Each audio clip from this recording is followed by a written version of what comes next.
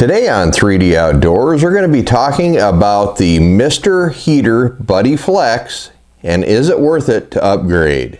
Stay tuned.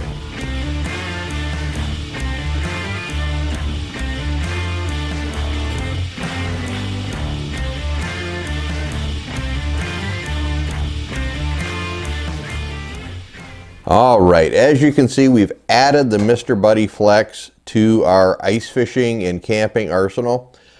And the question is it worth it to you to do that? And was it worth it to me?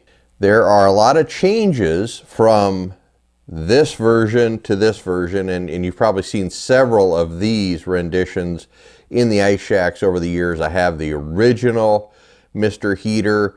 I had a larger one of these that had the camouflage on it. Then I went to this because it was a smaller footprint, trying to find that perfect setup for inside the ice shack.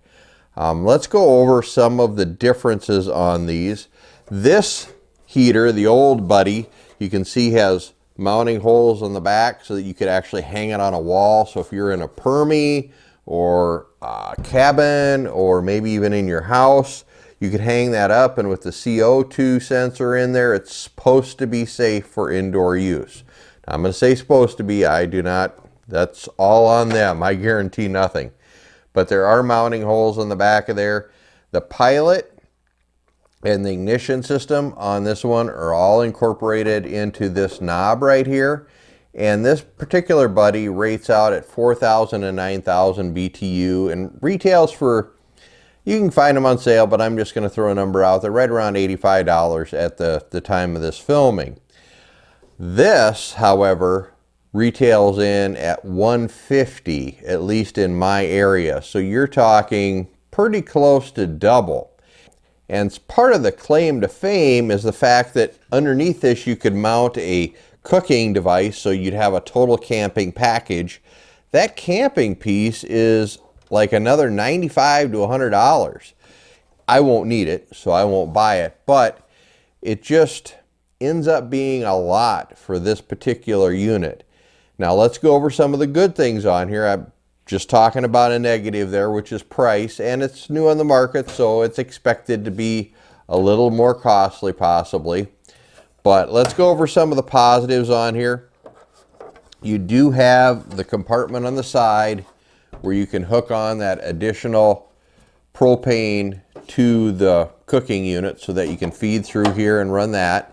There's also a compartment in here that takes your battery for your igniter, which is kind of handy. And the igniter is separate on the back of here. As you can see, there's an igniter and your control knob here. So you turn it pilot and then push your igniter switch right here, which is kind of neat. And then on the other side here, not that I know what you would do with it because it's straight up and down. There's not going to be anything that's really going to set in here. It'll fall out. On the larger version of this one, there's another door on the side. You've probably seen it in the videos in the past.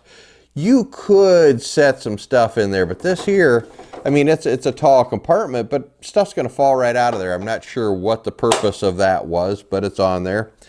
The propane hookup on this, very similar to all the rest. You just swing it out, spin it off, put the convenient 1-pound cans on there, or you can hook the standard hose that you would hook onto these other ones on there and run a 5-pound, 10-pound, 20-pound, 30-pound, whatever size you want.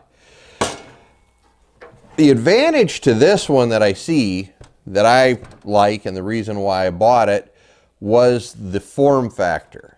This form factor here is the rectangle, which won't get knocked over as easy. Now, this does put out, the box says 8,000 to 11,000 BTU. I've seen some people online saying 5,000. I don't know if that's, you turn it all the way down and that's supposed to, I don't know, maybe put out less, but the box says 8 to 11,000. That's a plus and a minus, both.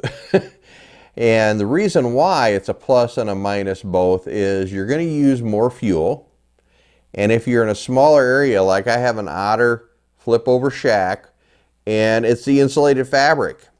I was out ice fishing and I was running this in the shack. I was actually turning this off, and I'd shut it off for, you know, 15 minutes, 30 minutes, and then have to restart it again. Kind of an inconvenience, where this one here puts out 4,000 to 9,000. So if you had on the low setting, I probably wouldn't have had to do that. So this is probably more adapted for larger areas, or if it's super cold out. I could see where this may not be an issue of having to shut it off, but it was kind of a pain the other day shutting it off and turning it back on again.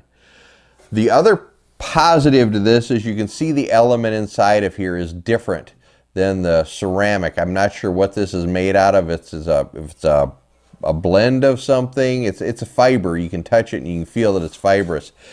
This porcelain insert in here had, in my opinion, some wind issues. If I had a setting just like this, to where that was angled back and there was a breeze coming through, it wouldn't burn properly. So I'd have to literally put something underneath it to tilt it forward so that it stayed lit all the time and you weren't smelling propane and it burned properly. That was a downside to this one that I found. This one here, even with the door open, I had the door open when I was ice fishing the other day and looking outside and just wanted some heat on myself. And wind was not a factor for this one, at least in my experience so far. So that's a big plus. This has the 180 degree heat output. So you can see you basically got a half moon output of heat here, where this is only forward. If I had this sitting in the ice shack and the heat was coming straight at me, it felt great for me, but if I had holes beside it, obviously the temperature in the shack coming up would keep them open, but the heat wouldn't be going in that direction right away. This, the heat is going in 180, so that is nice as well. So that keeps things heated up, not just in front of it, but on the sides as well. The other part that I liked about this form factor is you would see it in my shack. When I'd be going out of the shack, this is sitting in the middle, and if I caught it, it would tip over and shut off, and then I'd have to come in and put it back up. Obviously, this being a rectangular format and the majority of it going back, it's not rectangular sideways, but rectangular back, it is narrower across than this is, as you can see here, and I'm not going to tip it over as easy. So that's a big plus as well. Weight-wise, boy, I don't know if there's any difference in weight. I did not look up what the weight was on them, but I really didn't notice a difference carrying them around. And I don't really notice a difference there either. So the weight would not be a factor. So the big question is it worth it to you to upgrade to this particular unit? Is it worth it to you for twice the amount of money? You're going to have to make that decision. I can't tell you that. To me, it was worth adding it to what I have currently. This is Dan with 3D Outdoors, reminding you to get into the outdoors and enjoy everything it has to offer. If you like this video, make sure to hit the subscribe button at the bottom. See you next time.